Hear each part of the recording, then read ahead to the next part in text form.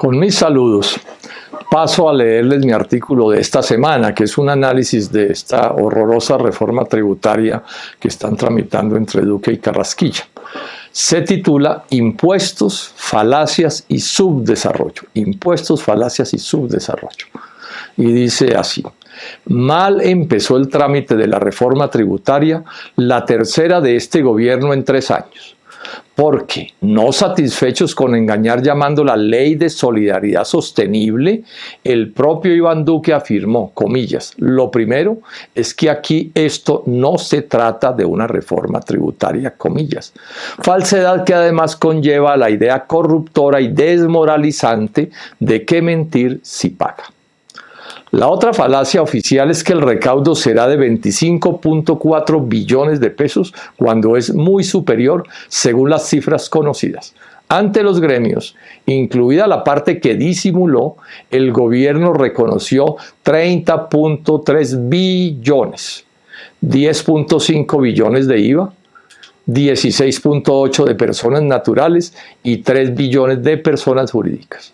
Pero Aurelio Suárez encontró otros 4 billones tras el rótulo de redistribución de externalidades ambientales, es decir, pintados de verdes, pero también regresivos. Una sobretasa al consumo de electricidad entre 1.2 y 1.8 billones. Un impuesto a todo tipo de vehículos, incluidas las motos, 2.14 billones. Y 100.000 millones de pesos a los plaguicidas para un gran total de 34 billones de pesos, 33% más de lo publicitado. Y lo regresivo de la reforma no permite dudas, porque casi toda la pagan los pobres y las clases medias. Tampoco es cierto que esta reforma tributaria se origine solo en los costos fiscales de la pandemia, porque busca tapar el hueco de la reforma de 2019 que les disminuyó los impuestos a las supertransnacionales y se los aumentó a pobres y clases medias, disminuyendo el recaudo en 9.4 billones de pesos en 2021 y en 10.7 billones en 2022. Y este gobierno derrochón malbaratará 14 billones de pesos en unos aviones de guerra internacional que Colombia no necesita. Debatir en serio sobre impuestos en Colombia, e igual pasa con los demás temas, es cada vez más difícil, porque aumentan las fake news, las mentiras descaradas. Suelen afirmar que 1000 empresas pagan todos los impuestos de Colombia. Pero la verdad es que el IVA y los demás impuestos indirectos, incluidos los llamados verdes, también contra las gentes del común, aportan el 53.17% del total del recaudo nacional, en tanto el aporte del impuesto de renta se reparte así. Grandes contribuyentes, 28.56%. Otras empresas, 7.56%. Y personas naturales, 9.03%, incluidas las asalariadas, según los datos de la DIAN. Los impuestos indirectos no solo son regresivos porque gravan igual a quien tiene mucho y al que tiene nada o poco, quitándoles el pan de la boca, sino porque, al reducir la capacidad de compra de la población, también estrangulan la capacidad de venta y de generar empleo y riqueza de la economía.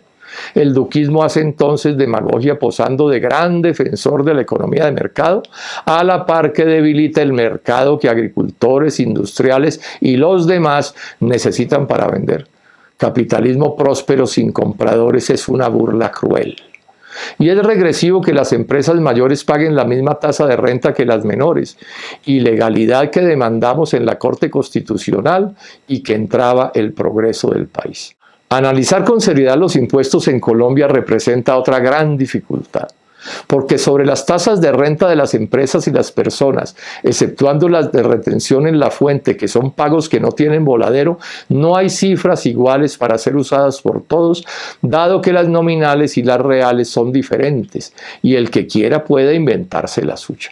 Inclusive, se presentan como impuestos los aportes a las pensiones, que son costos laborales, y se suman los de los prediales con los de renta y el 4 por 1000, revoltijos que entorpecen el análisis. Es tan diseñado para confundir el sistema tributario que se clasifican como de igual calidad como impuesto de renta, los pagos originados en las ganancias y los sueldos, y los de las personas naturales y las jurídicas.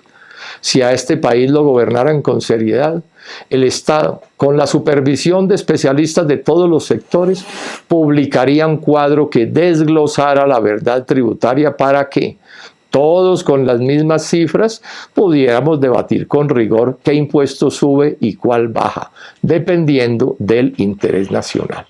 Porque el desarrollo del país requiere de un Estado lo mejor financiado posible, capaz de respaldar el progreso, educación, salud, infraestructura y la propia actividad económica, sin lo cual no pueden crecer las economías y el empleo de todos los tipos. Y los impuestos no deben ser tan altos que estrangulen los negocios o la capacidad de compra de las personas. Otro tema para incluir en el gran pacto nacional.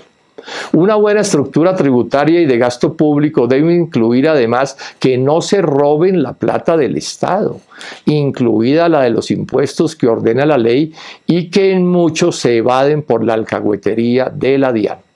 Y es determinante crear más trabajo y riqueza, porque nunca será igual lo que pueden recaudar una tasa impositiva sobre los 30.000 y más dólares por habitante de los países desarrollados que sobre los escasos 6.000 del capitalismo subdesarrollado de Colombia, otra verdad que los mismos con las mismas han ocultado.